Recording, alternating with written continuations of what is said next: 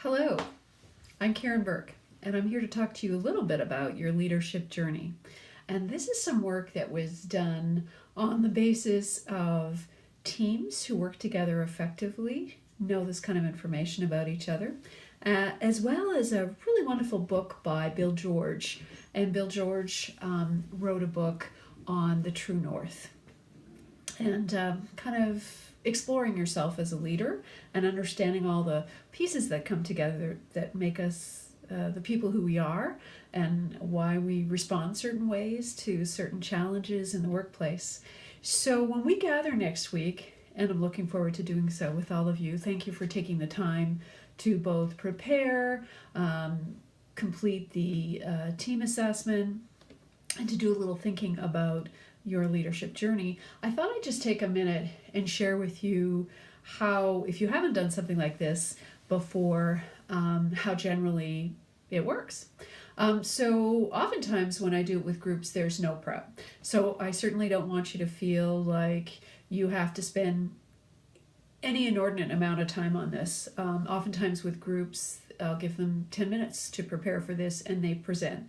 So what's really important is what tends to come to the surface is what's most important for you because you think about it in the moment. But you can expect that presentation requests that we have of you for next week. First of all, there are no Academy Awards that will be handed out. There is no requirement for this to be kind of perfect or land in any certain way. Everyone is going to be unique and it's awesome. There is, however, a restriction on time. My experience is that you will land somewhere between 5 and 10 minutes. And that most people who have done this exercise with me take about 5 minutes to do this and maybe 5, 10, 15 minutes to prepare. So I'm going to give you mine so you have a sample of it and have a sense of what you're going to be doing. And I'm looking at the email that I sent you and I'm not looking at my notes, or I don't have any kind of prep in front of me. I just want to give you a sense of how I might land this and what my expectations are to best support you next week. So here's how it might look. So my name is Karen Burke, and chapter 1 I call the early days. I'm a dual citizen and I grew up in Canada outside of Montreal, and at that time and still, Quebec is a French province, so it was primarily French in my environment, although I grew up in an English part.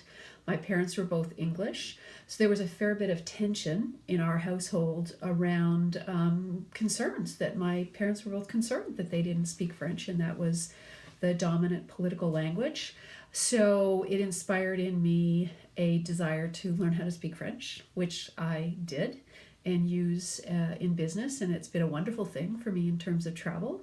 The second thing about this early days is I'm the youngest of 4, and I'm also in the younger of 23 first cousins, and we all grew up together.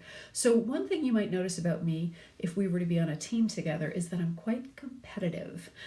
So I think that's a strength that helps me be keen for the next step, but it can occasionally get in my way if my focus is competitiveness. So I would hope that as a colleague, you might call that out to me if you thought I was over-focusing there.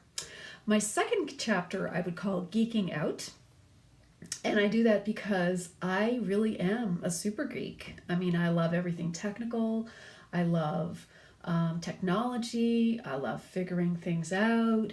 I love it when maybe I'm lying when I say I love it when software kind of does something different, but I'm intrigued when I can't figure something out in Google, or I'm intrigued by making something happen in Dropbox. So one of the things you might notice about me, if we were to be colleagues together, is that this is never something that would slow me down. So if you're feeling stuck about something to do with technology, please come to me and I would love to be your partner in that. So that's something that would be good for you to know about me.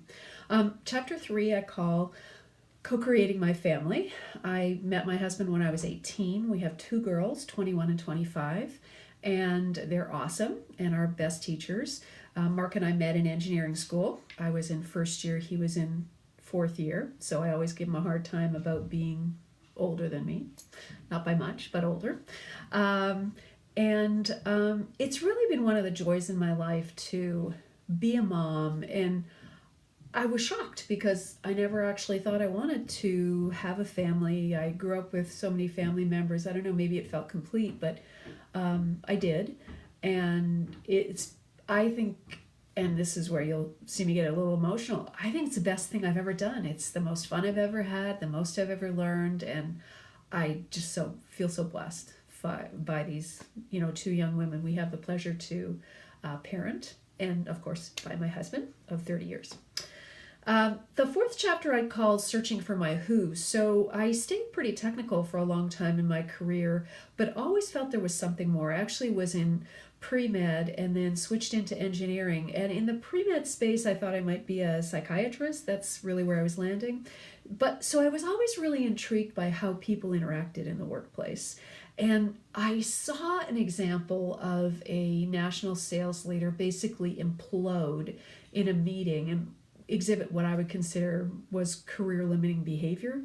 And I also saw the general manager of the division, how he managed that situation. And it was fascinating to me that he didn't get derailed. The general manager didn't get derailed. He kind of honored this national sales leader and really from the edge of an abyss rescued it. And I just didn't think I had those skills, but I was fascinated by those skills, so set out to learn about them. So when I did my master's, I studied leadership, and within the context of that MBA, and then I really dove into it, and I've studied quite a bit about psychology and human performance and coaching and how to coach. And so this is my thrill that I discovered this as a kind of a second career, and I've been doing it for the last 15 years. So one of the things you might know or notice about me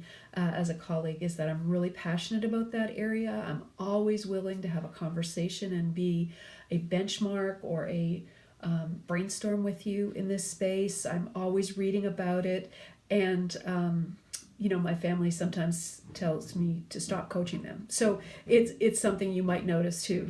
As a colleague, you might say, hey, let's take a different approach, or, we don't have time, we want to take it a different way. And I'm cool with that. And I love feedback. So that's something you could notice about me as a colleague. And sort of the what next, I think this is really exciting. We are empty nesters now, my husband and I, and we love to travel. We both love our work, so I don't see retiring anytime soon. We're, could definitely imagine working for 5-10 years more and wanting to do that.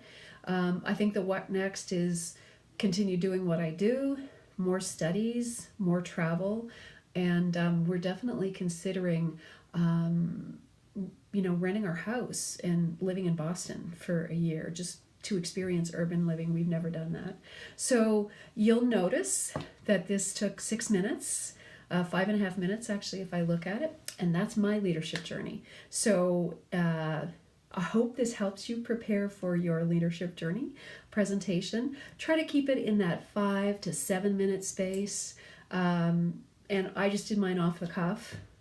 So you can take 10-15 minutes to prepare, but no more than that. I don't want you to have to spend or feel like you have to spend a lot of time doing this. And by the way, I'm a bit of an extrovert, if you haven't noticed on the Myers-Briggs. I'm an ENTJ, so I talk a lot. But I have equally and as effectively seen this done in 2, 3, 4 minutes, quite a bit shorter. So you really want to land with this where it makes most sense for you, but have fun with it, but don't stress over it. So I hope this little video is helpful for you, and I'm really looking forward to seeing you all next week. Have a great rest of your day.